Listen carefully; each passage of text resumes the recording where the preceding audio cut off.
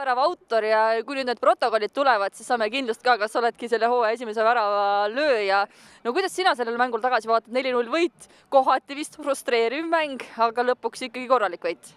Nagu ikka, esimesed mängud tavaliselt on sellised rabedapoolsemad ja pallitunnetust on vaja ja üldse väljakutunnetust ja mida kõike muud veel, et kindlasti ei saa rahule jääda, aga kui midagi positiivset tuua, siis lõpuks saime vähemalt löödud, et jah, muidu päris pikalt olime kuival ja ei lahendanud oma võimalusi ära, nii nagu oleks võinud.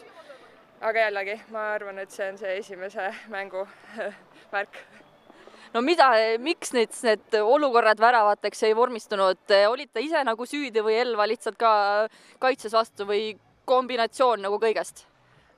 Kindlasti nad olid tublid, aga ma arvan, et me ikkagi mängisime mingid olukorrad väga hästi välja ja lihtsalt jäi puudus täpi pealt siis, et pigem raputaksin endale või siis nii-öelda enda tiimile tuhka pähe, et meie oleks kindlasti saanud paremini teha.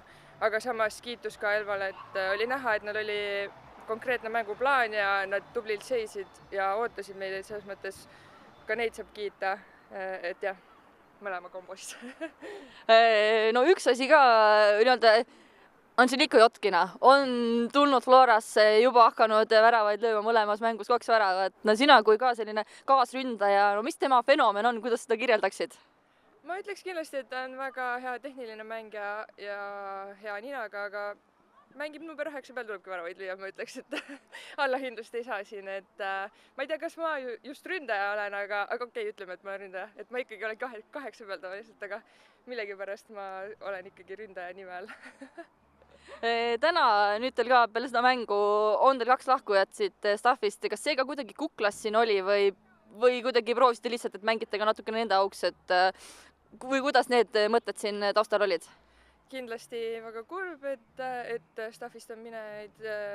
Rogi on nii pikalt meiega olnud, et tõesti, et jätab suure jälje tema lahkumine. Samuti ka Reivoga, et samas kui võib-olla oli aeg ja siis see on jalgpall, et võib ka nii minna, et peatreenerid lähevad ja mis iganes, et ma arvan, et see on osa jalgpallist ja mängijad teavad seda, et pole nii-öelda millegi üle nukrutsema jääda, aga samas kindlasti mõjutab natukene. Ma arvan, et mängus me suutsime ikkagi mängule mõelda, et selles mõttes see ei mõjutanud meid. Kas saate nüüd natukene tähistada ka ja siin võib-olla mingisugused hüvasti jätud teha või hakkate kohe siin kambakesi koondiste peale mõtlema?